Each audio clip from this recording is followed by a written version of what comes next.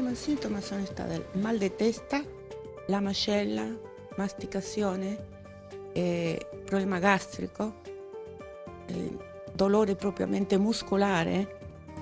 I sintomi descritti da questa paziente sono quelli di una forma grave di bruxismo, una patologia che consiste nel digrignare e serrare i denti in maniera inconsapevole durante il sonno o da svegli.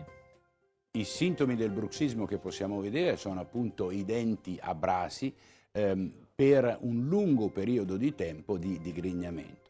In altri casi il paziente arriva alla nostra osservazione per una cefalea, che chiameremo cefalea muscolo-tensiva, proprio per questo lavoro di serramento svolto durante la notte. In altri casi questi muscoli interessati sono quelli del collo, perché dobbiamo tenere presente che la mandibola è anche un organo posturale.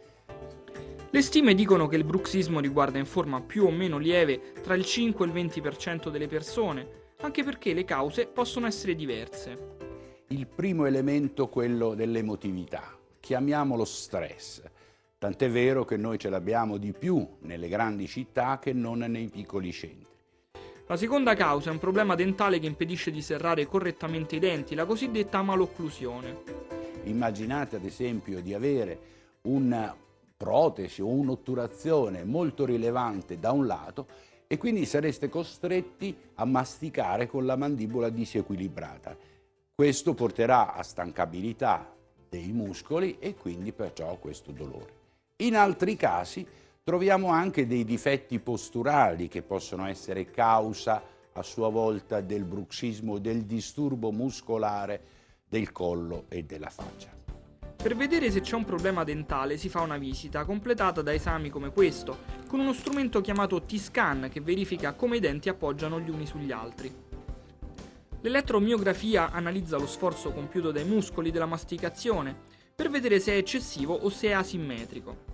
Infine, con una speciale pedana si esamina la postura. In genere si pensa di risolvere il problema con un bite, cioè con uno speciale paradenti da indossare soprattutto la notte, ma così si curano solo i sintomi del bruxismo, il consumo dei denti e i dolori muscolari, e non le sue cause. Se lo stress e l'emotività è molto elevata, il dentista può indirizzare il paziente presso uno psicologo competente. In altri casi c'è un problema dentale e quindi attraverso l'ortodonzia o attraverso la protesi si sistemano le arcate.